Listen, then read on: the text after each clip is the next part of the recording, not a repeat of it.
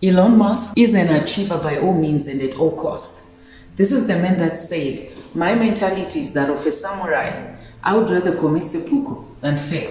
The fact that seppuku was a samurai's voluntary death or suicide, to rather die in honor than give in to the enemy, makes Elon Musk's declaration quite intense. This week we're looking at the lessons and inspiration from Elon Musk's biography, How the Billionaire CEO of SpaceX and Tesla is Shaping Our Future by Ashlee Vance. If you have also read this book, I would love if you share your thoughts on it in the comments section below. Let's get right into lesson number 1, the importance of reading. Elon Musk started reading many books when he was very young, around the ages of 8 or 9 years old. It is said that he could spend as many hours as 10 hours a day reading, or that if it was a weekend he could read 2 books a day. I also have the story of how he ended up reading the Encyclopedia Britannica because he ran out of books to read. He had finished all the books in his school library and in his community library. Even now, when he is asked about how he learned about spaceships and rockets, he says that he read many books about it until he was as well versed as he is now, because he's actually not formally trained in that field, but now he runs a business, a successful one. I think the voracious reading that he started when he was very young probably contributed to his super mind. He is known to have a very sharp mind and a sharp memory and the ability to absorb so much and remember so much from a book. And that takes us to the lesson and inspiration number 2, which is the advantage of a mind that connects the dots. When you connect the dots, you create relationships that others may not see. Your creativity is actually above average and you can be an excellent inventor. Elon Musk equates his brain's behavior to that of a computer graphics chip. This could have possibly been developed from all the reading and curiosity, and maybe also from capable genes. We cannot discount that, but Elon Musk is known to have such a sharp memory and to churn out a lot from his memory that even his employees can attest to, and they don't necessarily like that. So, fun side fact, while elephants were known to be the animals that have got the best memory in the animal kingdom, later research found that marine mammals that cover the bottlenose dolphins and whales have actually become known as the animals with the sharpest memories next to humans. So that's an interesting fact, and luckily for Elon, he's safe for now. Lesson number 3 from this book is the importance of unrelenting optimism, persistence, and grit to achieve one's goal. Elon Musk does not take no for an answer. In this book, there's a part that actually says one thing that Musk holds in the highest regard is resolve, and he respects people who continue on after being told no. If you look at how he handled the Twitter shareholding situation, you will see that he was going to push until they had no choice. So he increased his shareholding in Twitter to about 9% until he was the highest shareholder, such that he therefore now had a say. Then they offered him a seat on the board, which he initially looked like he was going to take, but then he had second thoughts about it, most probably because he wanted to have an influence in the Twitter product itself, and he wasn't going to have it when he sits in the board because the other board members would still have a say. So he backtracked a bit and then decided that he was going to bring the $44 billion and actually do a total acquisition of Twitter so that it would be fully privatized, and then he can have a full say in terms of how the Twitter product is sent to market. And so that's what he did. And when he brought the 44 billion, he actually said that it was his best and final position, more or less like they should take it or leave it. So he was almost like arm twisting them so that he can go with what he was giving, and they were left with no choice but to take that. And that's Elon Musk for you. From this book, you also get to see that he's also not moved by grim outlook or negative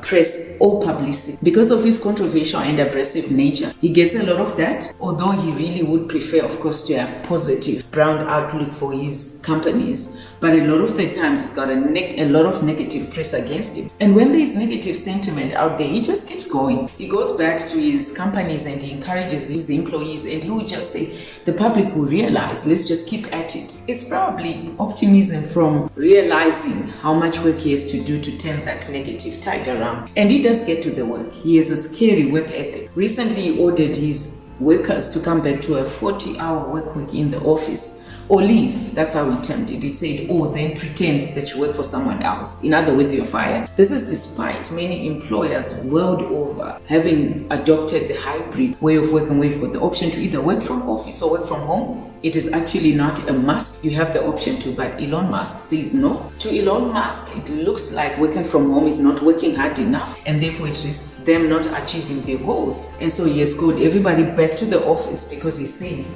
factory workers need to collaborate more than any other worker, and so that's why they must come back to the office. Office occupancy in the US right now is around about 23%, which means the bulk of workers are actually working from home. So many people have actually been unhappy about what Musk has done, but he just goes ahead anyway. So Elon Musk overall is not the most popular guy, let's face it, but he just goes ahead and he does what he needs to do. In the midst of all that unpopularity, he has no loyalty. Even in this book, it comes out when you read it that you can see that he's got no loyalty to human connection. He's just going to do what he needs to do. Lesson number 4 is the unfair advantage of ruthless competition. So I call it unfair because in the normal world where we all live in, it would seem unfair, but in the entrepreneurial world where Musk and similar exist, it seems like that is the norm. You cannot be slow and soft, you have to be fast and furious. When you read this book, you see how much his life is about making life easier for humanity by also creating competition within industry, which results in better quality products and pricing. And he creates competition extremely well. One of his current and maybe former employees says of Musk, I don't want to be the person who ever has to compete with Elon. You might as well leave the business and find something else fun to do. He will outmaneuver you, outthink you,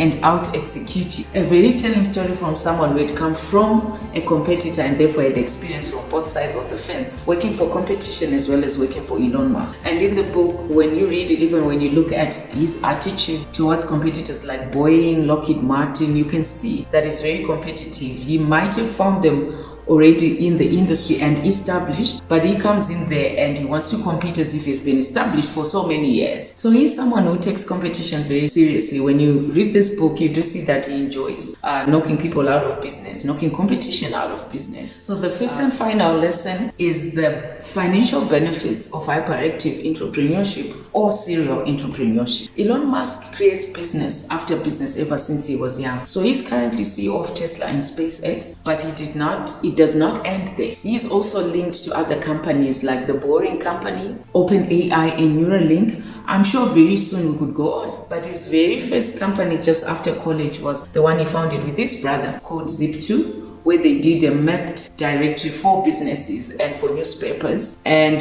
eventually that company grew and was acquired by Compaq. And from that sale, Elon Musk netted a profit of $22 million US. Then he moved on to X.com, an electronic payments and online financial services company, which later merged with Confinity, a similar business model, and they formed PayPal. And then later eBay acquired PayPal. And from that deal as well, Elon Musk made $165 million. So you can see that there's a pattern of founding companies, forming companies, growing them, and then having them acquired if they want to do that, and then making a gain, a profit out of that acquisition. So Elon Musk isn't in favor of not being in control of his companies or selling, but the first two that they worked on, they managed to sell. And so that's where some of the foundations of his riches came from, so that he had the capability to acquire more. Then he started looking at electric vehicles and started Tesla. And then he also acquired Solar City from his cousins so that he could benefit from the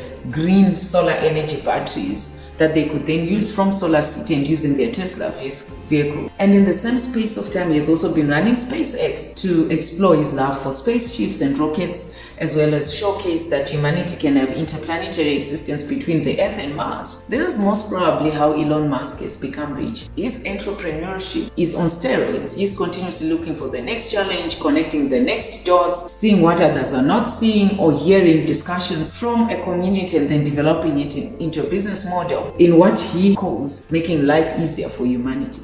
So these are the lessons that I learned from reading this book. It was very enlightening to look at Elon Musk's life closely and understand how he became the richest man in the world as he is right now. If you enjoy this kind of content where I share my experiences and lessons from the books that I read, do subscribe to my channel so that you can stay up to date. Also, let me know your thoughts on the lessons learned from this book in the comment section below. If you have also read this book already and you have your own additional lessons that you got from it, I would love to hear those. Also add them in the comment section below. Thanks for watching, and I'll see you in the next video. Bye for now.